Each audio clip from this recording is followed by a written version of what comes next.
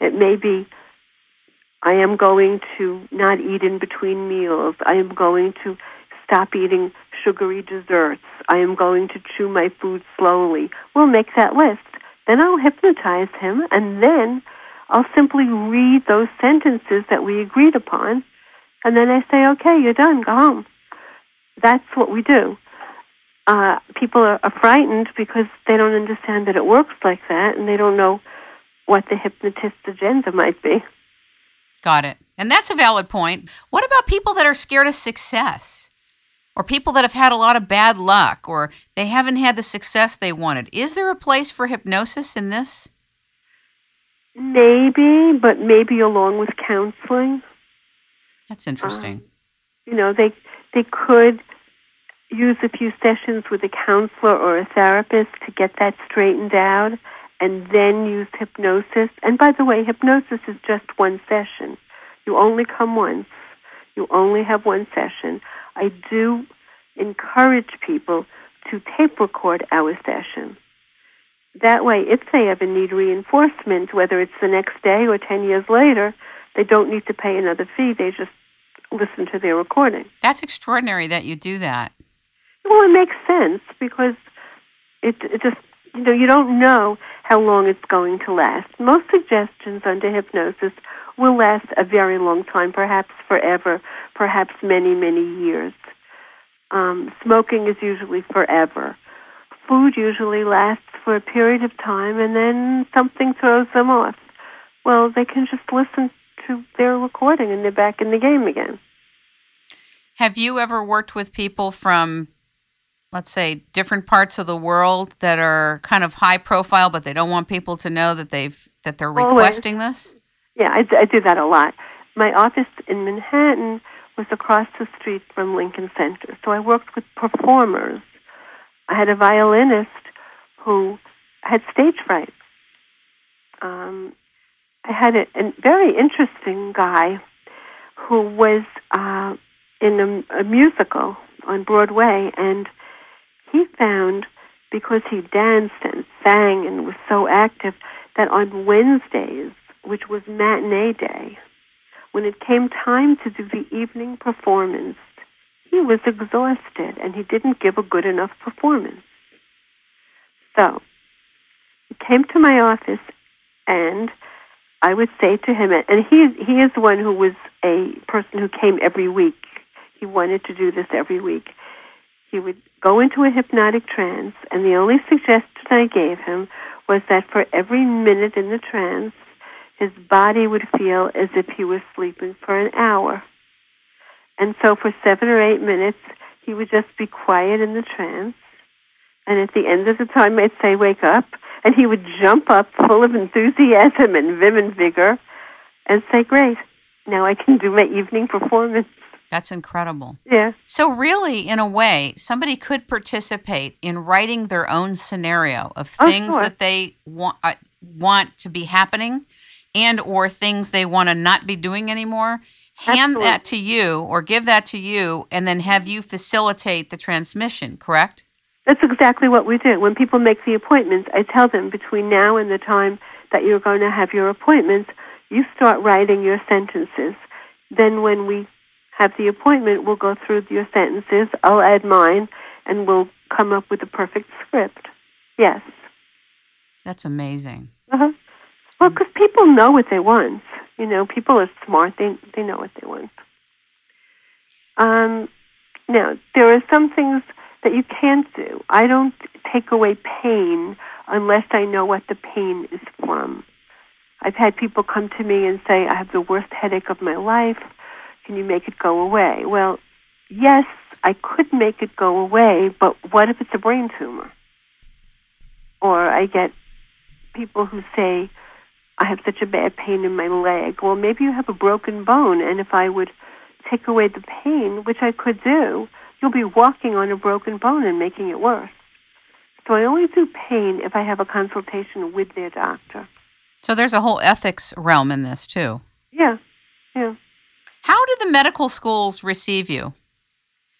Very well. Their only problem is that they don't have that much time. And it takes a while to teach someone hypnosis, and it takes a while to get someone into the hypnotic state. So I usually teach this as an elective to residents if they have the time, but truly it may be more important for them to do something else. It's unfortunate that time is of the essence here. That's amazing. That's really important. How did your first book do? The Idiot's Guide to Hypnosis. Oh, The Complete Idiot's Guide to Hypnosis is still selling. I mean, it's in a second edition. It sells very well. I'm trying to remember how many years it is. I don't know. It's been out a long time. Yeah. Who reads it? Everybody. Now, so do they call you after they read it, or do they just start? A lot of people do. A lot of people call me after they read it. They email me, and they say, just read your book, so now I feel like I know you. It's about 10 years since I wrote that book. So now I feel like I know you, they say, and I like it, and can you help me with my situation? My situation is, and they tell me what it is, and I tell them if the situation is amenable for hypnosis or not, because, there are situations where you don't need hypnosis. You'll need something else. I'm not sure what, but it won't be hypnosis. Sometimes it's psychotherapy or counseling. Sometimes it's some kind of physical intervention. People say, I have a really bad marriage. Can you help me? Well, I don't think so. You need a marriage counselor.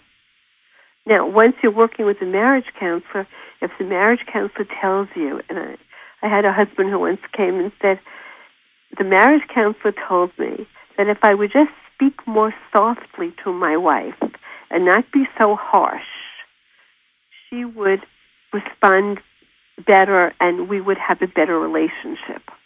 That she interprets my loud, rough, gruff voice and manner as condemnation, but really it's just how I am.